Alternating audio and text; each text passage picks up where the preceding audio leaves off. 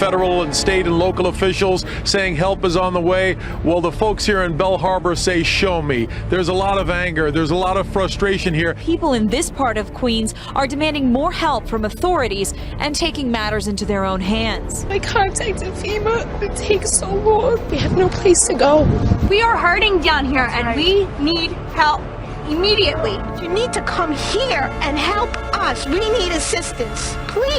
It's rather a heartbreaking scene here. We came across this as we were driving in this neighborhood, trying to get a true sense of the aftermath of Sandy. As you know, the Lower East Side and the East Village without power since Sandy hit. They're not expected to get their power back since Saturday at the least, at the earliest. And look how desperate it has gotten here in this neighborhood. We're here outside the Key Foods, Avenue A and East 4th Street, and people are dumpster diving. And what they're going after here is the food that was inside these Key Foods. We presume it all spoiled and was dumped out here for garbage, but instead those here, some that I've spoken with, so hungry, they literally pried open this dumpster. You see that door open right now, and they are literally picking through for whatever they can take home with themselves. We have seen everybody here, from the elderly to families with children, literally up on top of this, looking for whatever it is that they could take home with themselves. To put this in perspective, again, this community without power since Monday, so many people here seeking shelter and seeking a way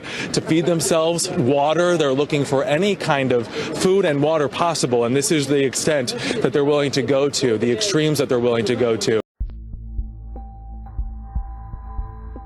Superstorm Sandy struck the northeastern United States with hurricane-force winds. Combined with 2 additional storm fronts, the result was a Frankenstorm of unparalleled magnitude that drenched the region with rain and pummeled it with wind. The storm surge flooded thousands of homes with seawater, and New York City saw its subway system inundated and taken out of service. The power grid failed, leaving over 10 million people without electricity, and that set off a wave of criminal looting as opportunists took advantage of the situation to steal from businesses and homes. In the aftermath, frightened residents turned to baseball bats, machetes, and even bows to try to defend themselves against the risks of violence and looting. Police forces were stretched beyond breaking. The National Guard was slow to deploy, and FEMA ran out of emergency water, showing up with cookies instead. Amid all this, fuel also ran out because gas stations couldn't pump gas without electricity. This drove many residents to desperation, as getting fuel required standing in line for hours at the few gas stations still able to deliver. Fistfights broke out. Weapons were brandished. New York eventually had to send state troopers to stand watch at gas stations. Superstorm Sandy, it turns out, was the most devastating storm to hit the region in at least a century, and it turned a modern-day city into the equivalent of a third-world infrastructure in mere hours. As you ponder these facts, consider this. For the last decade or more, the mainstream media has ridiculed preppers as kooks, conspiracy theorists, and wingnuts. Anyone who stockpiled food, water, and emergency supplies was not only considered alarmist and even imbalanced, the U.S. federal government actually began to describe them as terrorists.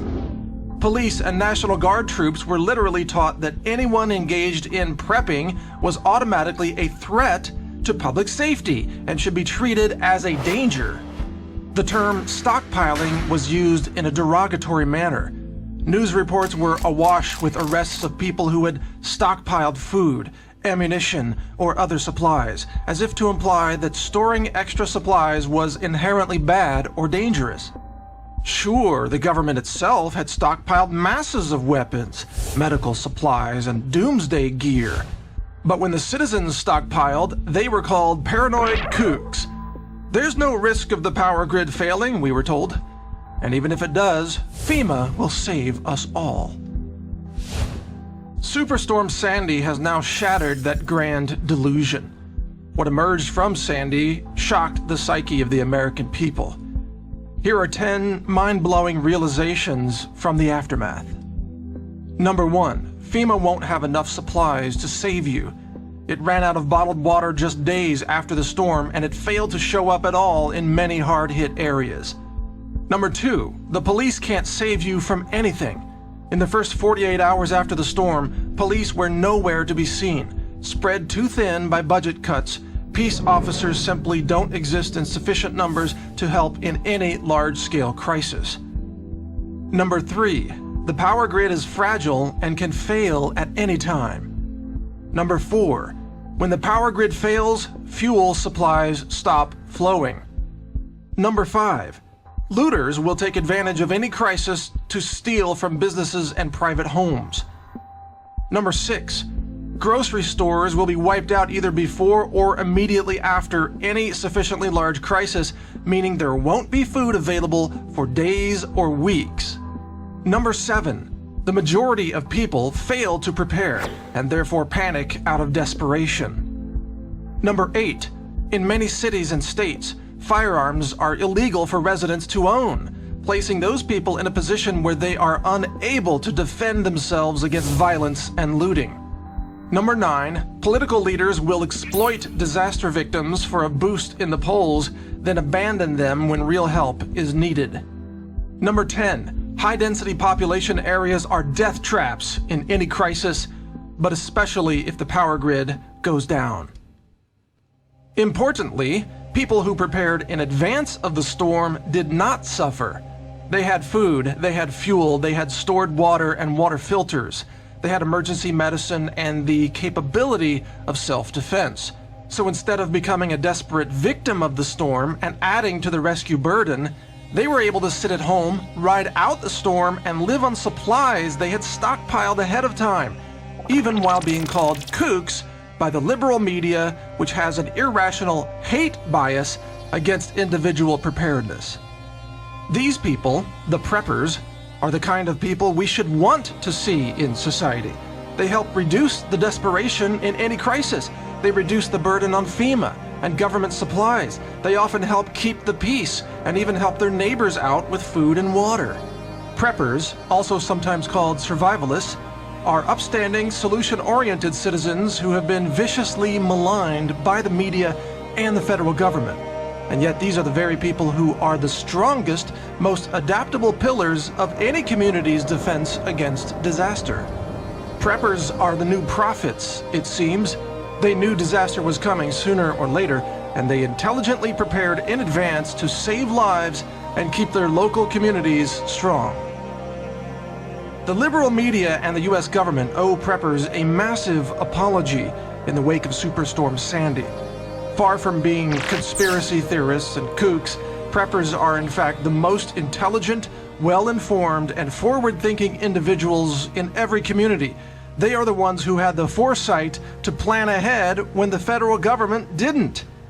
And as a result, they were able to help their neighbors stay strong during a crisis while the U.S. government was AWOL. Preppers are genuine patriots. They are the heroes of America, and they are the ones who will be left standing when the next great disaster strikes.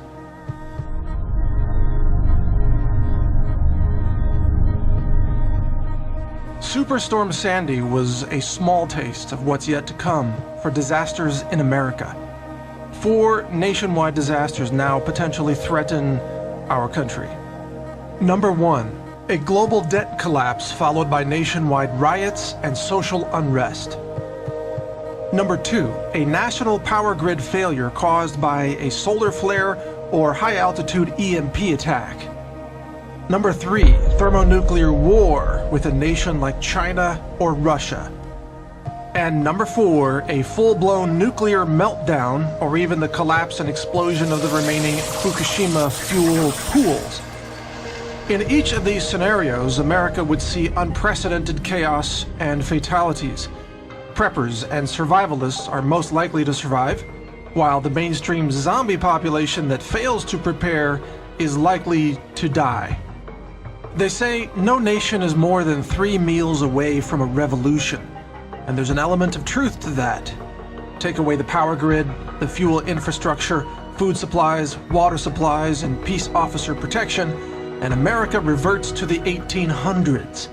Cities would become death traps. and mass starvation and violent crime would become the norm. Many people believe that precisely such a scenario is about to unfold in America, and yet almost no one prepares for it. Even in the aftermath of Superstorm Sandy, the idea of preparing is simply too inconvenient for most people, so they put it off until it's too late.